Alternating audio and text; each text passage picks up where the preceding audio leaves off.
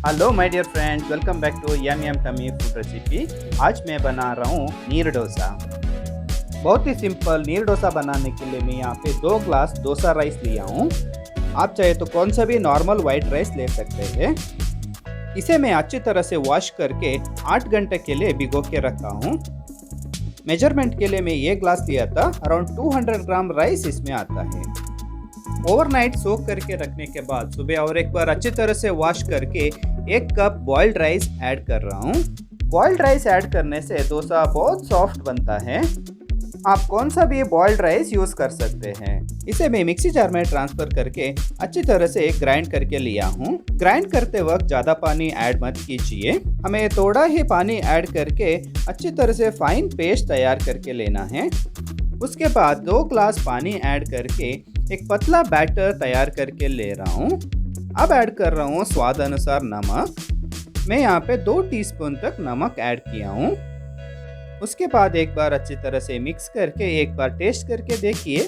नमक कम लगा तो और थोड़ा ऐड कीजिए। आप वीडियो में देख रहे जैसा बैटर का कंसिस्टेंसी एकदम पतला है। बैटर का कंसिस्टेंसी सेट करना बहुत ज़रूरी है। नेक्स्ट मैं डोसा बनाने के लिए एक आयरन का तवा लिया हूँ। आप चाहिए तो नॉन स्टिक तवा भी यूज़ कर सकते हैं। तवा गर्म होने के बाद 1 चम्मच नारियल तेल अप्लाई किया हूँ। उसके बाद बैटर को इस तरह से स्प्रेड करना है।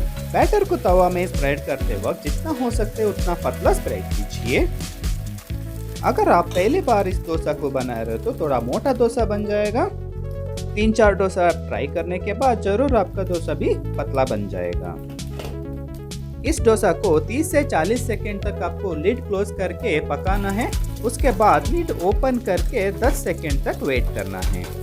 उसके बाद एक स्पैटुला की मदद से इस तरह से फोल्ड करके निकालिए। मैं यहाँ पे आयरन का तवा इस्तेमाल कर रहा हूँ, इसलिए ऑयल का प्रमाण थोड़ा ज़्यादा यूज़ कर रहा हूँ। अगर आप नॉनस्टिक का तवा इस्तेमाल कर रहे हैं तो ऑयल बहुत ही कम लगेगा। आयरन का तवा में बनने वाला नीर डोसा का टेस्ट बहुत ही अच्छा लगेगा।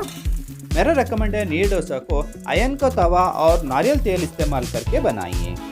इस नीर डोसा का बैटर रेडी करते वक्त आप चाहिए तो आधा कप फ्रेशली ग्रेटेड नारियल भी ऐड कर सकते हैं।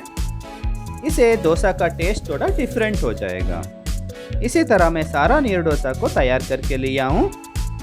इसे आप आपका पसंद का चटनी या वेज या नॉन वेज करी के साथ सर्व कर सकते हैं।